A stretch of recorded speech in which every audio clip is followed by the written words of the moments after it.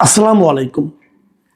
প্রিয় দর্শক, একটা নতুন সরকার যাত্রা শুরু করেছে এবং এটা হলো বিএনপি এবং তার নেতৃত্বাধীন জোট সরকার। আসলে বিএনপি সব আসন পেয়েছে, এককভাবে নিরঙ্কুশ সংখ্যাগরিষ্ঠতা বিএনপি পেয়েছে। জোটের থেকে 2-3টা সিট পেয়েছে তারা, এবং যারা যারা জোট থেকে পেয়েছে প্রায় তাদের সবাইকেই মন্ত্রীও বানানো হয়েছে। ববি হাজি আস্তার এখন জোটের না, এখন আমি বলবো বিএনপিরই আছে। যেমন নুরুল হক নূর অথবা আপনার জুনায়েদ সাকি, এদেরকে কিন্তু প্রতিমন্ত্রীও বানানো হয়েছে। তো এই নতুন সরকারি যাত্রা, এর মধ্যে দেখলাম যে মালদ্বীপের প্রেসিডেন্ট সৌজন্য সাক্ষাৎ করেছেন আমাদের নতুন প্রধানমন্ত্রীর সঙ্গে। এটা বোঝা যাচ্ছে সরকার কাজ শুরু করে দিয়েছে। আজকে সকাল থেকেই খুব কয়েকটা বিষয় নিয়ে কৌতূহল ছিল যে কেমন হবে নতুন সরকার। আমার নিজে একটা কৌতূহল ছিল যে ওখানে যে তারা যে শপথ করবে সংসদ সদস্যরা, সেখানে কি সংস্কার পরিষদের হিসাবে সদস্য হিসাবে তারা শপথ করবে কিনা, এটা নিয়ে আমার একটা সন্দেহ ছিল। কারণ আমি নিজে এটা নিয়ে আমার বেশ কিছু কথা আছে, বেশ কিছু ব্যাখ্যাও আছে। আমি দেখলাম সালাউদ্দিন আহমেদ সাহেব বললেন যে ওনারা সংস্কার পরিষদের সদস্য হিসাবে শপথ নেবেন না, এবং না নেওয়ার জন্য নিজের যুক্তিটা দিয়েছেন। এই যুক্তিটাও আমার কাছে গ্রহণযোগ্য মনে হয়েছে। এবং এই ঘটনার মাধ্যমে আসলে আলী রিয়াজ সাহেব যে সংস্কার কর্মকাণ্ডের পরিকল্পনা সাজিয়েছিলেন, এটা মনে হয় একটা বড় ঝাঁকুনি খেলো এবং ধাক্কাই খেলো, এবং এটা আমি আর কোনো ভবিষ্যৎ খুব একটা দেখি না। এটা গেলো একটা অধ্যায়। দ্বিতীয়ত, তারপরে আমরা বিকেলেও ওয়েট করছিলাম যে মন্ত্রিসভা কেমন হয়, উনি কাদেরকে মন্ত্রী বানান। প্রথমে শুনেছিলাম যে ছোট একটা মন্ত্রিসভা হবে, পরে দেখা গেল না, ছোট হয়নি, মোটামুটি বড়ই একটা মন্ত্রিসভা হয়েছে।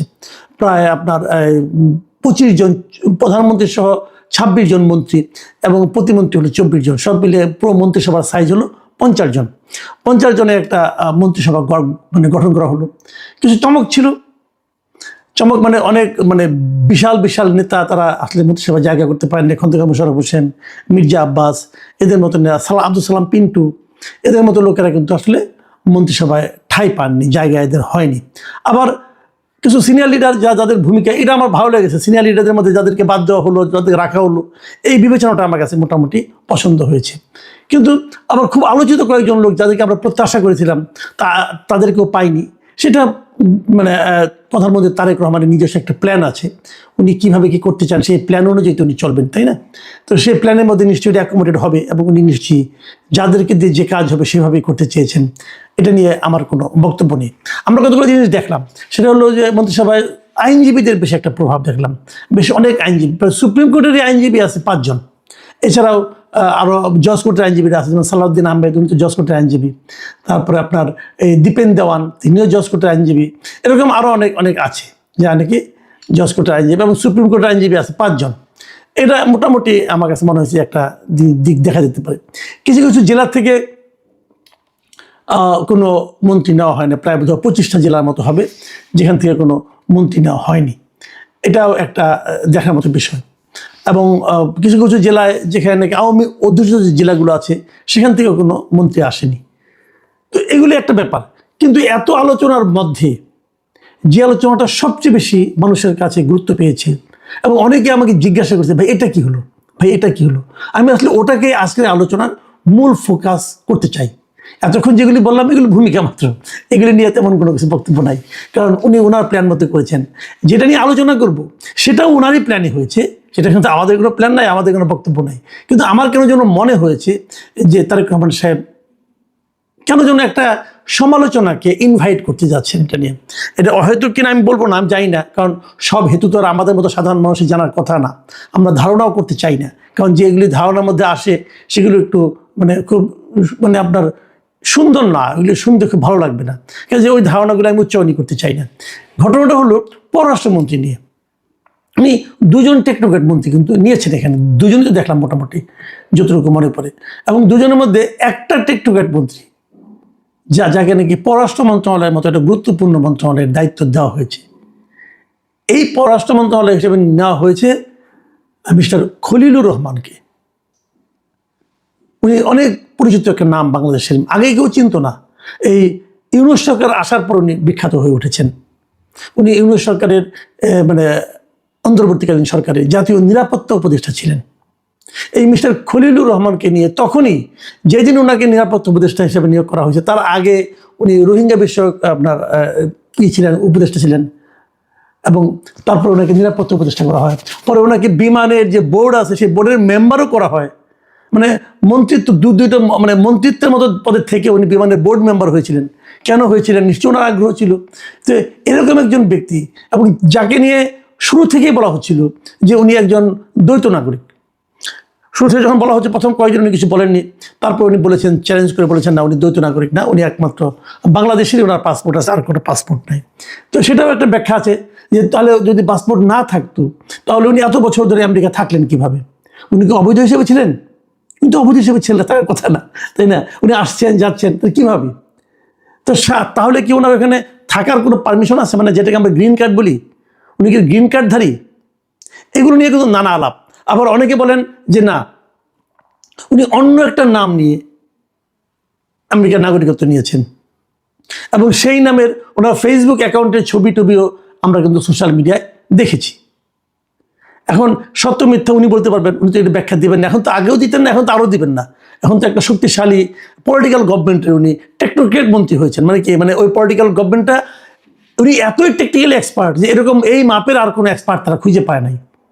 এটা আমি মনে করি যদি এরকম কোনো পলিটিক্যাল পার্টি হয় যে তারা পররাষ্ট্রমন্ত্রী করার জন্য একজন টেকনোক্রেটকে আনতে হয়, তো ভালো। আমি মনে করি সেই পলিটিক্যাল পার্টির যে দীনতা এটা একটু হলেও প্রকাশিত হয়, কেন তারা করলেন যাই না। তারপরে আবার কি, এই ধরনের একজন বিতর্কিত লোক। এখন আপনি বলবেন যে এই ওই লোক বিতর্কিতটা আমি কীভাবে বলি? আচ্ছা ঠিক আছে, আপনাদের আমি একটা পুরনো ঘটনার কথা উল্লেখ করতে চাই। সেটা হলো এটা গত বছরের মানে 2025 সালের 17 মে এই তারিখের আমি খুলনাতে একটা সভায়, জনসভায়, এই এখন যাকে স্বরাষ্ট্রমন্ত্রীর দায়িত্ব দেওয়া হয়েছে মিস্টার সালাউদ্দিন আহমেদ, উনি একটা মিটিং করেছিলেন। সেই মিটিংয়ের শিরোনামটা দেখেন, প্রথম আলো থেকে নিয়েছি। সেই মিটিংয়ের নিউজের যে শিরোনামটা ছিল, লেখা ছিল আপনার একমাত্র ম্যান্ডেট একটা সাধারণ নির্বাচন করা, প্রধান উপদেষ্টার উদ্দেশ্যে সালাউদ্দিন আহমেদ। মানে সালাউদ্দিন আহমেদ প্রধান উপদেষ্টাকে বলছিলেন আপনি তাড়াতাড়ি একটা নির্বাচন দেন, কারণ আপনার একমাত্র ম্যান্ডেটই হচ্ছে একটা নির্বাচন করা। 2025-এর 17 মে পত্রিকায় এটা প্রকাশিত হয়েছিল। সেই নিউজটার আপনি চতুর্থ প্যারায় যদি আপনি যান, সেখানে কি লিখেছিলেন উনি, আমি আপনাদেরকে একটু পড়েই শোনাই। সালাউদ্দিন আহমেদ বলেছিলেন, আপনার সরকারে একজন বিদেশি নাগরিককে আপনি জাতীয় নিরাপত্তা উপদেষ্টা করেছেন। আপনার কি সেই আক্কেল জ্ঞান নাই? একজন বিদেশি নাগরিকের কাছে এই দেশের সেনাবাহিনী নিরাপত্তা সংক্রান্ত রিপোর্ট প্রদান করবে কিভাবে ভাবলেন?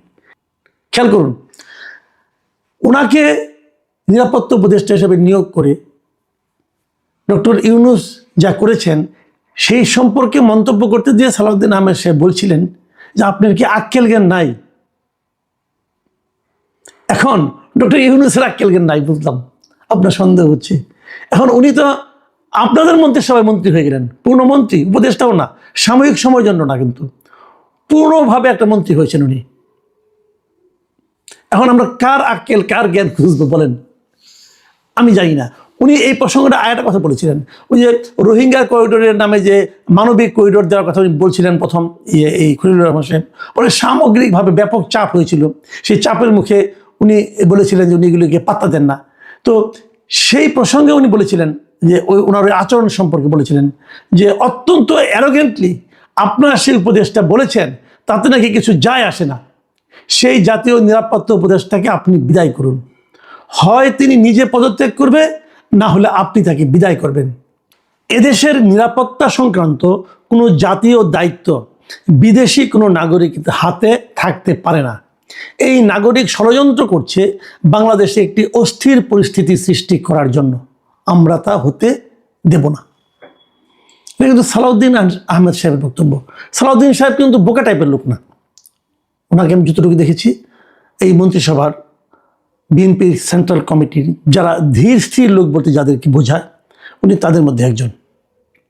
উনি এতটাই ধীর স্থির, দেখুন আজকেও কিন্তু ওনারা যখন ওরা বললেন যে ওনারা সংবিধান সংস্কার পরিষদের সদস্য হিসেবে শপথ নেবেন না, সেই কথাটাও কিন্তু বিএনপি এই সালাউদ্দিন সাহেবকে দিয়ে বলিয়েছেন। মেপে কথা বলেন, অপ্রয়োজনে একটি কথা বলেন না।